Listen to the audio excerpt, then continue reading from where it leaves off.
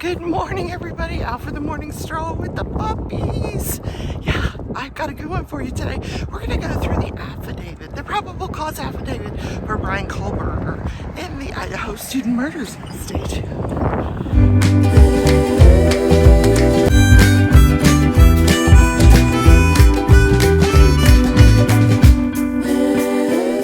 Everybody, Crafting Journey here, that Journey Chick on Instagram, and my second YouTube channel is known as The Leftovers. You can find the link to that down in the description. Oh my god, don't I look lovely today? Yeah, it's Friday. Hi, Dizzy. Hi, what you want? She wanted my breakfast, that's what she wanted. So, you guys have been asking for it. Let's bring it back, the Friday dance. Yep. Everybody out of your chair. Let's do the Friday dance. Friday dance. Ooh, ooh, ooh. Come on, you want to dance with mommy? Come on.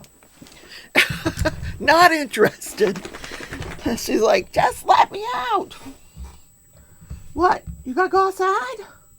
No, you don't. Go lay down. You do not have to go outside.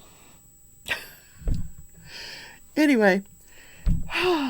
I got a couple of pieces of mail I want to show you. Well, one piece of mail, one Christmas gift I wanted to show you. What do you want?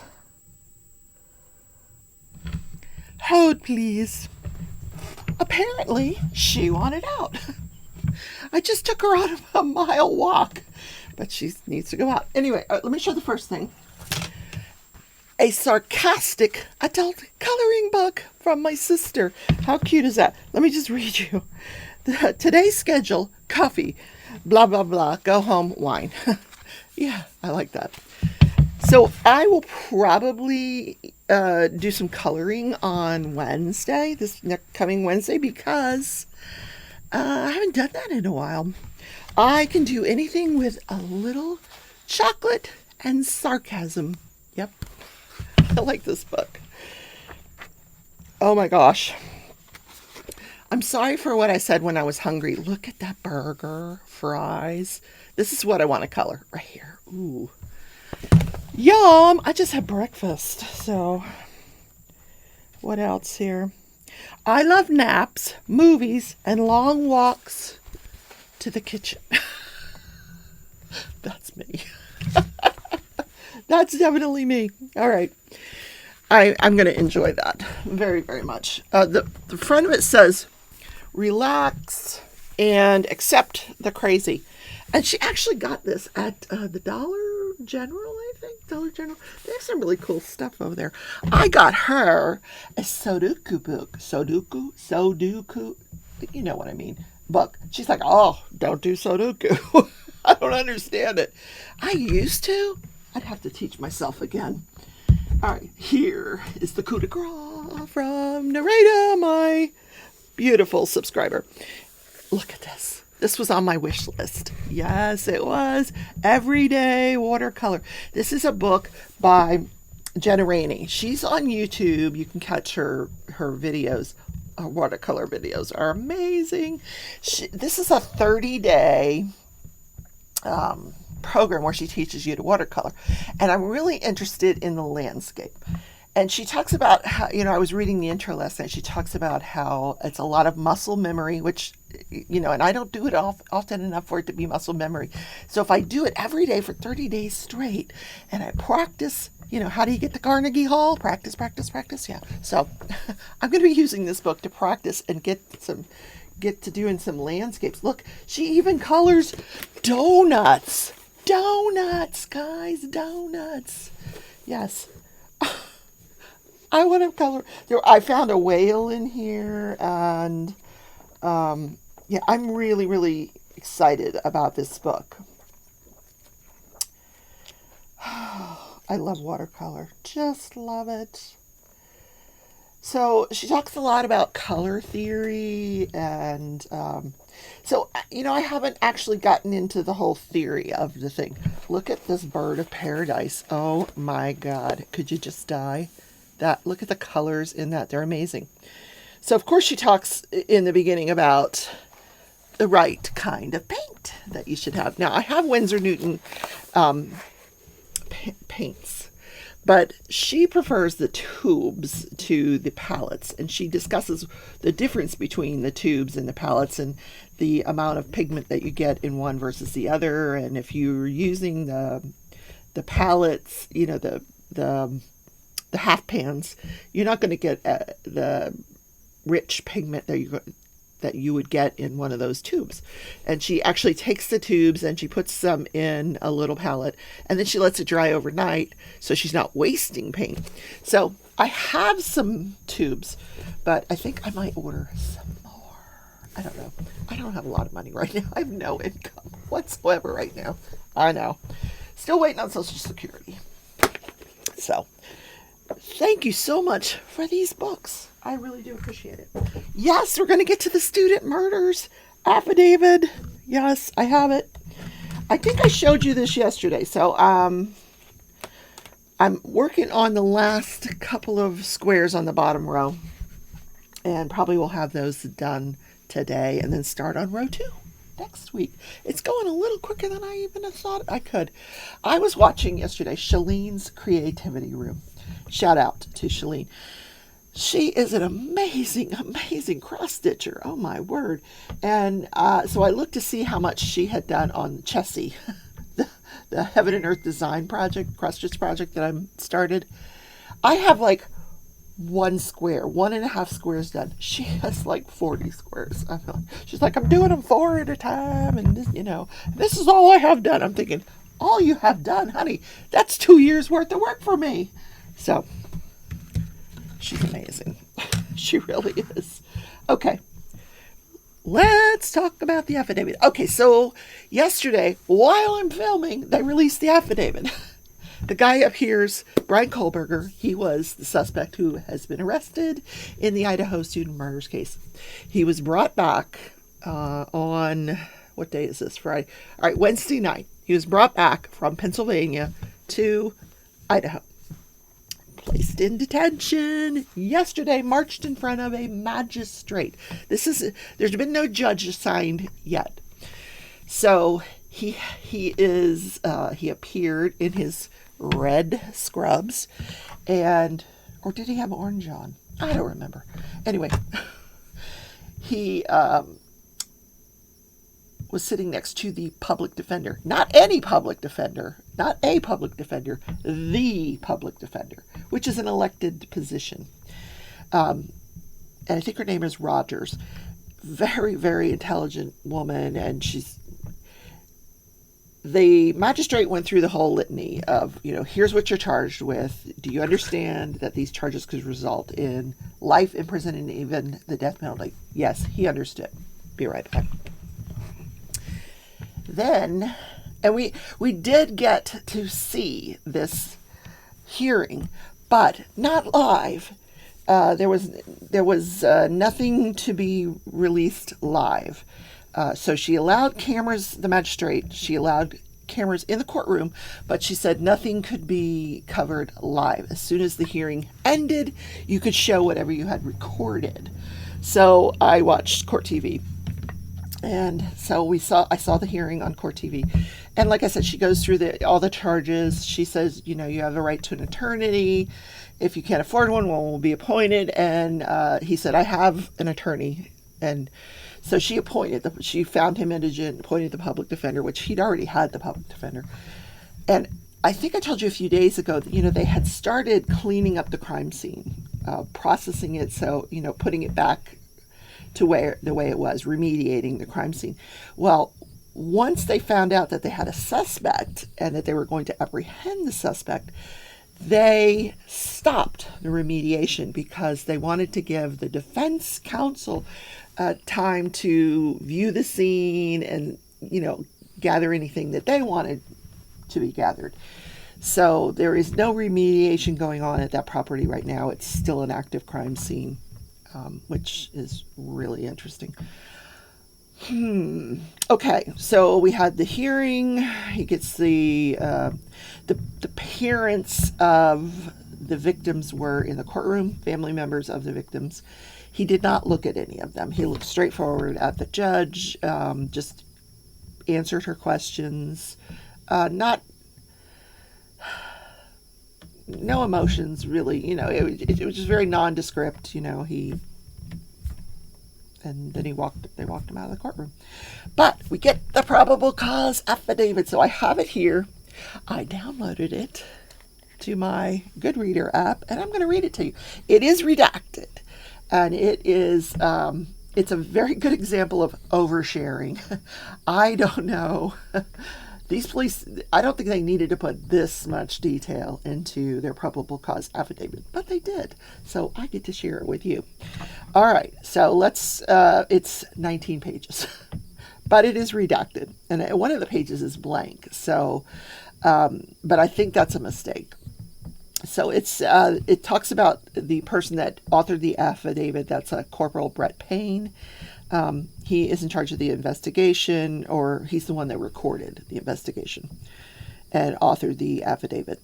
On November 13th, 2022, that's the day of the murders, at approximately 4 p.m., he was called out to that address in Moscow, Idaho, and he was walked through the crime scene. On the second floor, he was directed down a hallway into a west bedroom, which he later learned was Xana Knudel's bedroom. Xana was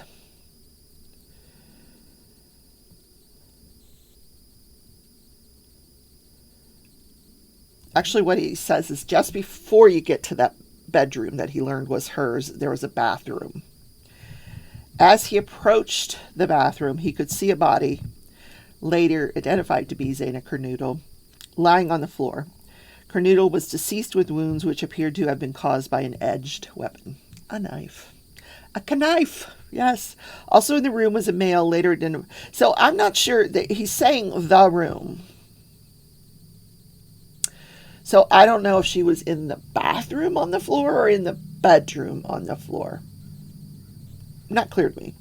So also in the room, later identified as Ethan Chapin. Chapin was deceased with wounds later determined by the medical examiner to be caused by sharp force injuries. I then followed the officer upstairs to the third floor of the residence. This consisted of 2 bedrooms, 1 bath. This is a very large place.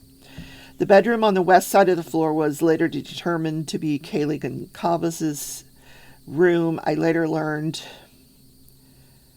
there was a dog in the room when the Moscow police initially responded. The dog belonged to Goncalves and her ex-boyfriend, Jack DeCower. I found out from my interview with Jack DeCower on November 13th that he and Goncalves shared the dog.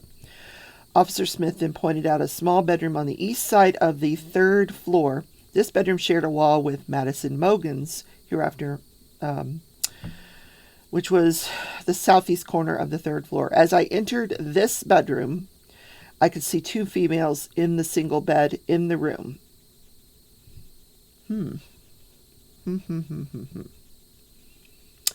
So there was a dog initially in Goncalves' room, but the 2 women were in Madison's bedroom in a single bed. Both were deceased with visible stab wounds. I also later noticed what appeared to be a tan leather knife sheath laying on the bed next to Mogan's right side. The sheath was later processed and had KABAR, K-A-B-A-R, USMC, and the United States Marine Corps' Eagle, Globe, and Anchor insignia stamped on the outside of it. The Idaho State Lab later located a single source of male DNA suspect profile left on the button snap of the knife sheath. There you have it. His DNA, Brian Kohlberger's DNA, was on the sheath of the knife. Like when he unsnapped it to take the knife out, his DNA was on that snap. Very interesting. As part of the investigation, numerous interviews were conducted by the Moscow police departments, Idaho State police detectives, and FBI agents. Two of the interviews included BF and DM. Both were inside the King Road residence at the time of the homicides and were roommates to the victims. BF's bedroom was located on the east side of the first floor of the King Road residence. Based on numerous interviews conducted by the various officers, I have learned the following. On the evening of November 12th, Chapin and Kernoodle are seen by BF at the Sigma Chi house on the University of Idaho campus. From approximately 9 p.m. on November 12th to 1:45 a.m. on November 13th. BF also estimated that approximately 1:45 a.m. Chapin and Kernoodle returned to the King Road residence. BF also stated that Chapin did not live in the King Road residence, but was a guest of Kernoodle. We knew that. Her boyfriend. Goncalves and Mogan were at a local bar, the Corner Club, in Moscow. Goncalves and Mogan can be seen on video footage provided by the Corner Club between 10 p.m. on November 12th and 1:30 a.m. on November 13th. At approximately 1:30 a.m., Goncalves and Mogan can be seen on video at a local food vendor called the Grub Truck in downtown Moscow. The Grub Truck live streams video from their food truck on the streaming platform Twitch, which is available for public viewing on their website. The video was captured by law enforcement. A private party, and they have redacted that person's name, reported that he provided a ride to Goncalves and Mogan at approximately 1:56 a.m. from downtown Moscow in front of the Grub Truck to the King Road residence. DM and BF both DM and BF both made statements during interviews that indicated the occupants of the King Road residence were at home by 2 a.m. and asleep, or at least in their rooms by approximately 4 a.m. This is with the exception of Kernoodle, who received a DoorDash order at the residence at approximately 4 a.m. Okay. DM stated she originally went to sleep in her bedroom on the south side of the second floor. DM stated she was awoken at approximately 4 a.m. by what she stated sounded like Goncalves playing with her dog in one of the upstairs bedrooms, which were located on the third floor. A short time later, DM said she heard who she thought was Goncalves say something to the effect of, "There's someone here." A review of records obtained from a forensic download of Kernoodle's phone showed this could also have been Kernoodle, as her cellular phone indicated she was likely awake and using the TikTok app at approximately 4:12 a.m. This is amazing, the detail in this affidavit. Wow. DM stated she looked out of her bedroom but did not see anything when she heard the comment about someone being in the house. DM stated she opened her door a second time when she heard what she thought was crying coming from Kernoodle's room. DM then said she heard a male voice say something to the effect of, "It's okay, I'm going to help you." At approximately 4:17 a.m., a security camera located in a residence immediately to the northwest on that same road picked up distorted audio of what sounded like voices or a whimper, followed by a loud thud. A dog can be also heard barking numerous times starting at 4:17 a.m. The security camera is less than 50 feet from the west wall of Kernoodle's bedroom. DM stated she opened her door for the third time after she heard the crying and saw a figure clad in black clothing and mask that covered the person's mouth and nose walking towards her. DM described the figure as 5'10" or taller male, not very muscular but athletically built with bushy eyebrows. The male walked past DM as she stood in a frozen shock phase. The male walked towards the back sliding glass door. DM locked herself in her room after seeing the male. DM did not state that she recognized the male. This leads investigators to believe that the murderer left the scene. The combination of DM's statements to law enforcement, reviews of forensic downloads of records from BF and DM's phone and video of a suspect video, as described below, leads investigators to believe the homicides occurred between 4 a.m. and 4:25 a.m. During the processing of the crime scene, investigators found a latent shoe print. This was located during the second processing of the crime scene by first using a presumptive blood test and then amino black, a protein stain that detects the presence of cellular material. The detected shoe print showed a diamond-shaped pattern similar to the pattern of a Vans type shoe sole just outside the door of DM's bedroom, located on the second floor. This is consistent with DM's statement regarding the suspect's path of travel. As part of the investigation, an extensive search, commonly referred to in law enforcement as a video canvas, was conducted in the area of the King Road residence. This video canvas was obtained to show footage from early morning hours of November 13th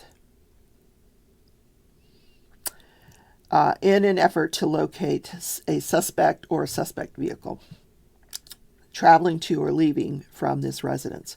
The video canvas resulted in a collection of numerous surveillance videos in the area from both residential and business addresses.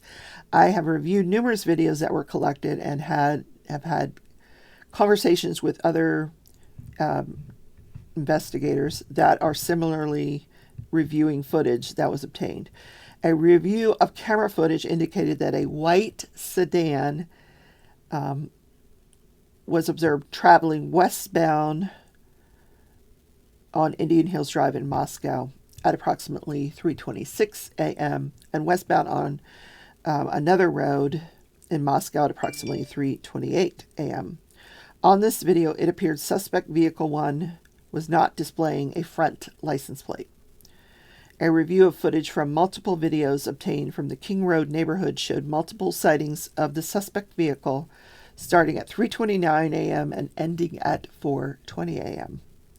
These sightings show suspect vehicle makes an initial 3 passes by the King Road residence and then leave via Walenta Drive. Based off my experience as a patrol officer, this is a residential neighborhood with a very limited number of vehicles that travel in the area during the early morning hours. Upon review of the video, there are only a few cars that enter and exit this area during this time. Suspect vehicle can be seen entering the area a 4th time at approximately 4:04 a.m.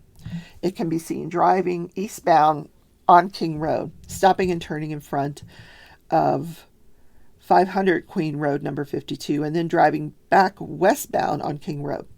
When suspect vehicle 1 is in front of the King Road residence where the murders occurred, it appeared to be unsuccessfully attempt to park or turn around in the road. The vehicle then continued to the intersection of Queen Road and King Road, where it can be seen completing a 3-point turn and then driving eastbound again down Queen Road. The vehicle is next seen departing the area of the residence at approximately 4:20 a.m. at a high rate of speed. This happened very, very quickly. Oh my gosh, between 4:04 and 4:20. Wow. He was in and out of that residence. So he had to be familiar with the layout of that residence, I would think. Anyway. Coffee. I'm on page 6, guys. We're gonna get there. We're getting there. All right, hold on.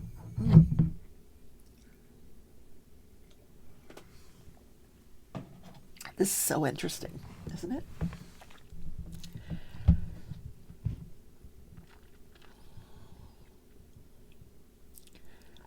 Okay.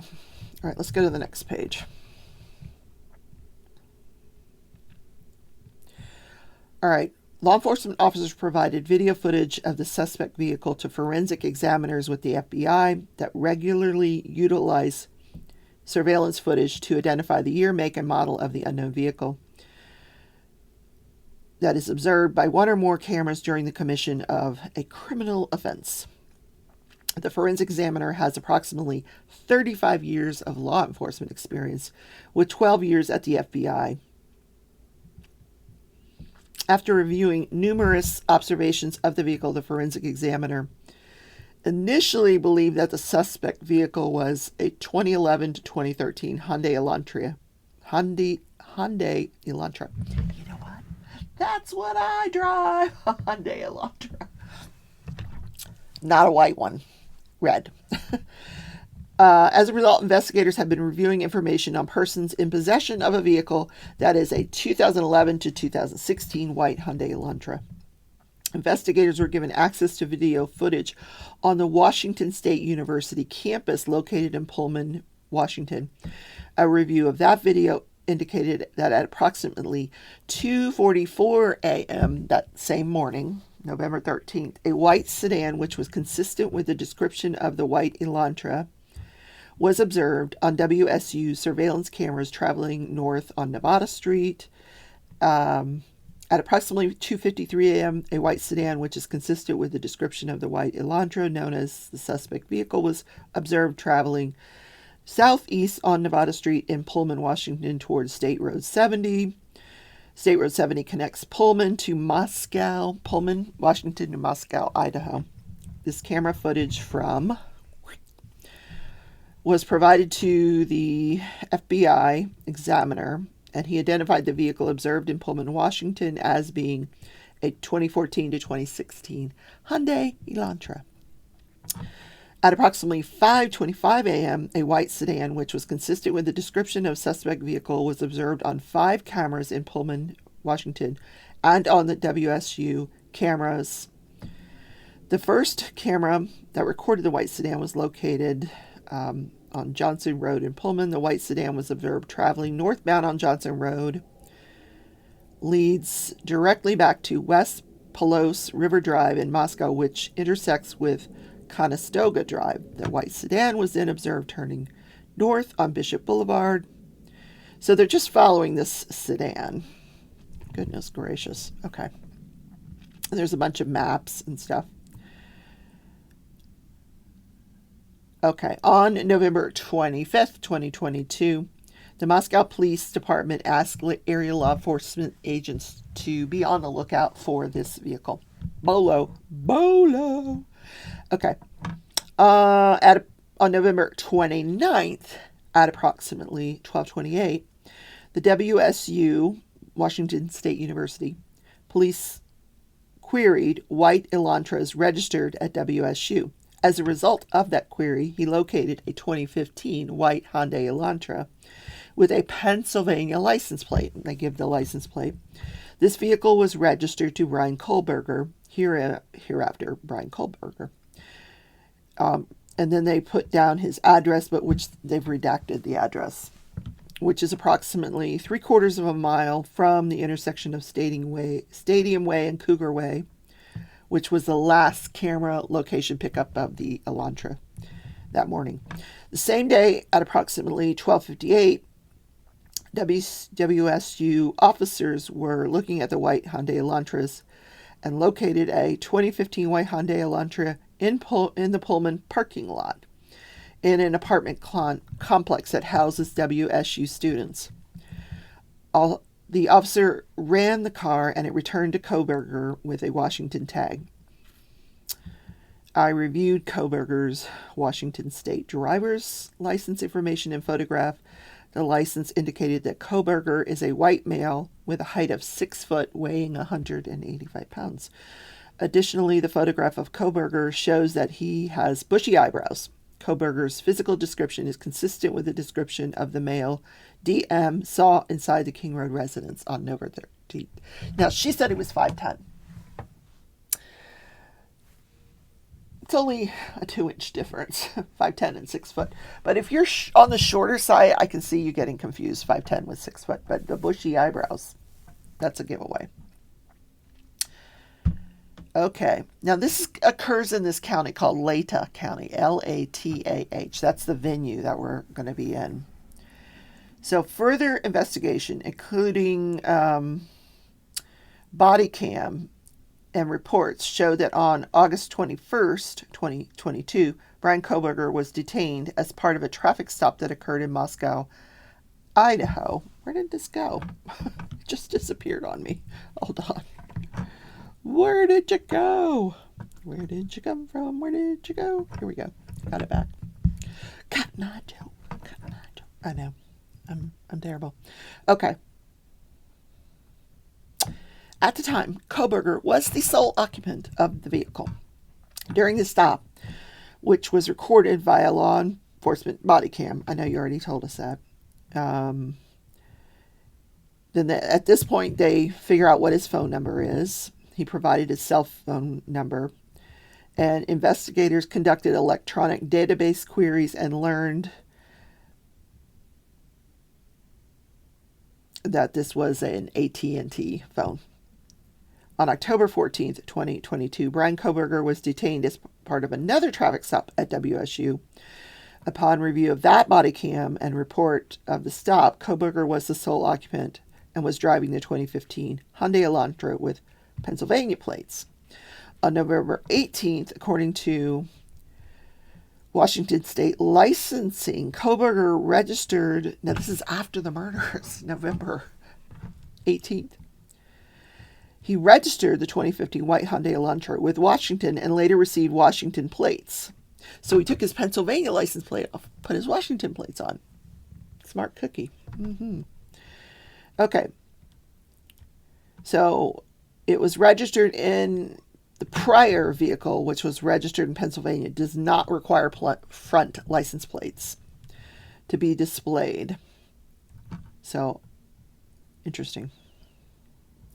But if you live in Idaho and Washington, you are required to have a front license plate.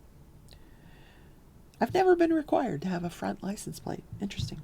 Investigators believe that Koberger is still driving the 2015 white Elantra because his vehicle was captured December 13th, 2022, by a license plate reader in Loma, Colorado. Koberger's Elantra was then queried on December 15th, 2022 by law enforcement in Hancock County, Indiana, on December 16th, 2022 at approximately 2:26 p.m. Surveillance video showed Koberger's Elantra in Albrightsville, Pennsylvania.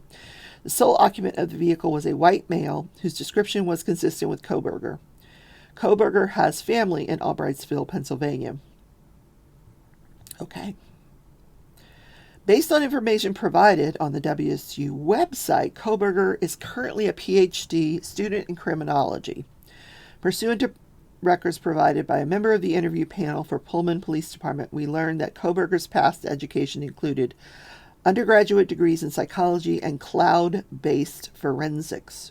Ooh, I never heard of that.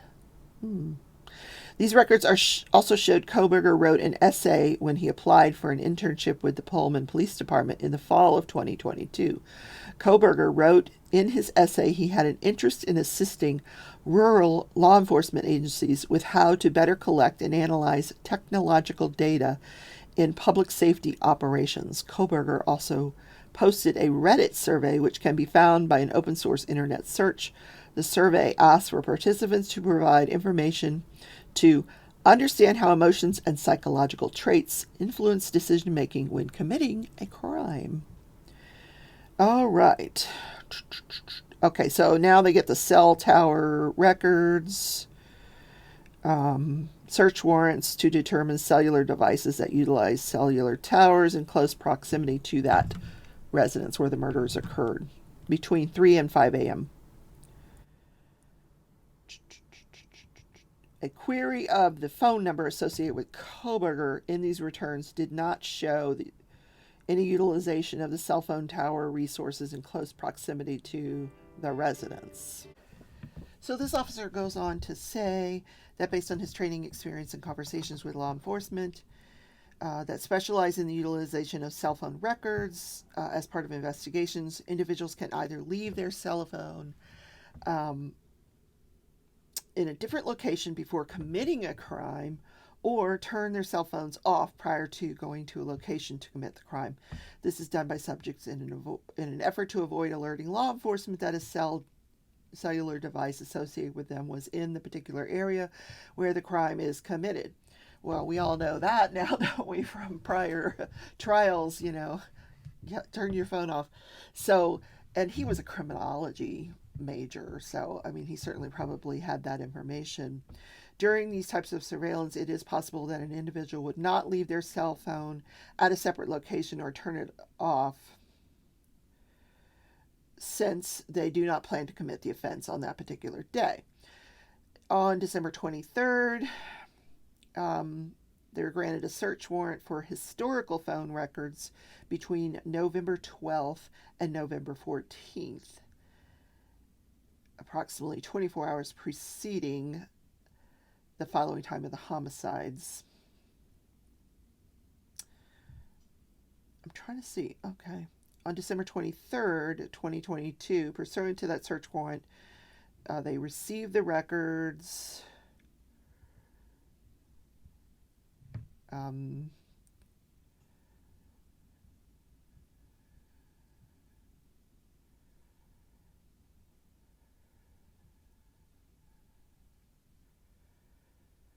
Okay, this is what it showed. On November 13th at approximately 2:42 a.m., the phone was utilizing cellular resources in Pullman, Washington, at his apartment where he lived on campus. This is consistent with the movement of the white Hyundai Elantra because it was consistent with the phone leaving his residence and traveling south through Pullman, Washington.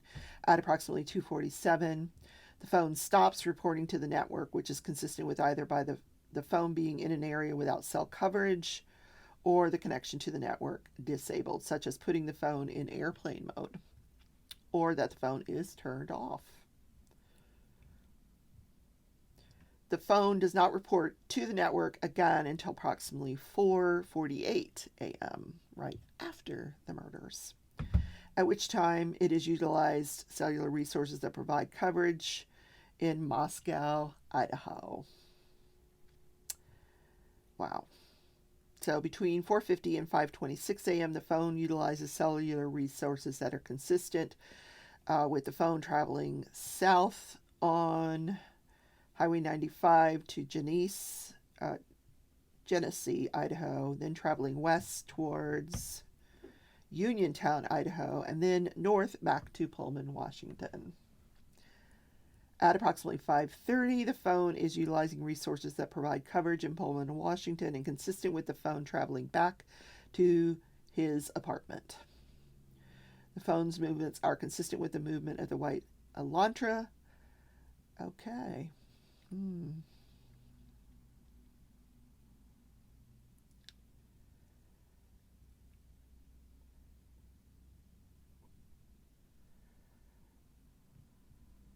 So they actually put in a depiction of the possible route taken by the cell phone travel.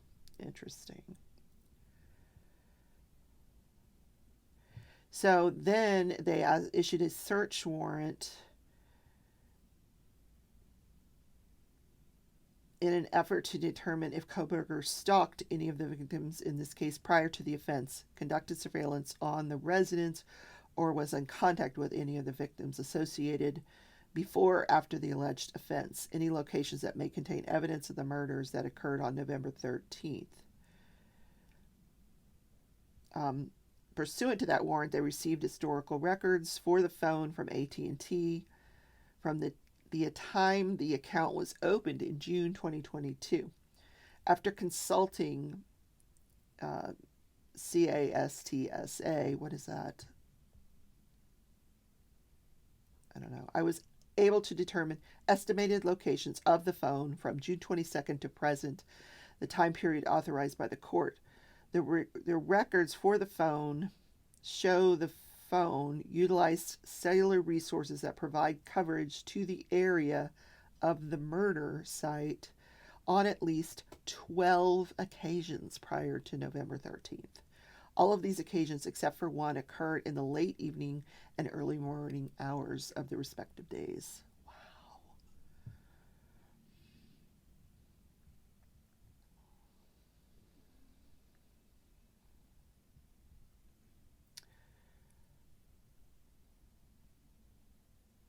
So it goes on to detail each one of those occurrences.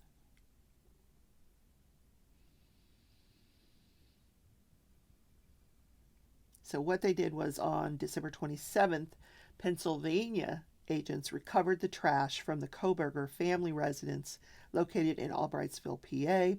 That evidence was sent to the Idaho State Lab for testing. The lab reported that a DNA profile obtained from the trash and the DNA profile obtained from the sheath, the knife sheath, remember the little button, identified a male as not being excluded as the biological father of suspect profile. So that it actually came back to Brian's father. Based on the above information, he requested an arrest warrant to be issued for Brian Koberger for burglary at the site of the murders and for 4 counts of murder of Madison Mogan, Kaylee Gongalves, Zayna Kernoodle, and Ethan Chapin. Wow. Okay. There you have it, folks. That is the affidavit. Pretty detailed, I would say. So, this guy's... so here's what's going to happen now. Because during this hearing yesterday, he did not enter a plea. The judge actually set a status hearing for January... It's a magistrate, not a judge.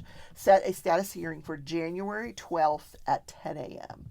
Now, between now and then, well, 2 things are going to happen. The other thing that the magistrate tried to establish is, do you want to argue bond for your client? And she said, no, I don't have enough information yet to argue a bond. So he is being held without bond. That's going to continue until his defense attorney moves to set a bond, which I don't know if that will happen before January 12th. So on January 12th, they're going to come in. I don't know if, by the time of January 12th, his lawyer will have had enough time to go through this affidavit with him and see what he wants to do. Hey, there's the evidence that they have against you. Do you want to plead guilty? Do you want to plead not guilty? Maybe they can get him a plea deal. But on January 12th, the lawyer should have sufficient information as to whether her client wants to try to bond. And I would say that that's going to be denied. He has no ties to that community except that he goes to that school. All of his ties are in Pennsylvania. So would he flee the jurisdiction? Probably. He'd probably go home to his, I don't know. And then the lawyer will know more about how he wants to proceed. Does he want a trial? Does he want to plead guilty? It's rare, but it happens. Yeah, it happens. Does the state want to offer a deal in lieu of a trial? I don't know. Because he's facing the death penalty ×4 in this case. So that's the Friday episode of Crafting and Crime Debbie Lee. But I can't talk anymore. I just got off the phone with Social Security. Oh my God, I am doing the happy dance. I just found out I can get widow's benefits for my ex-husband that passed away because I was married to him for over 10 years. And those benefits are higher than retirement benefits. So that leaves my retirement benefits intact. They'll keep growing until at some point they'll become larger than what I'm going to get for the widowed benefits. I'm like, wow, I'll take one of those and one of that. Yeah. Who knew? Because he had a wife when he passed away. And I said, is this going to affect her in any way? And they're like, no.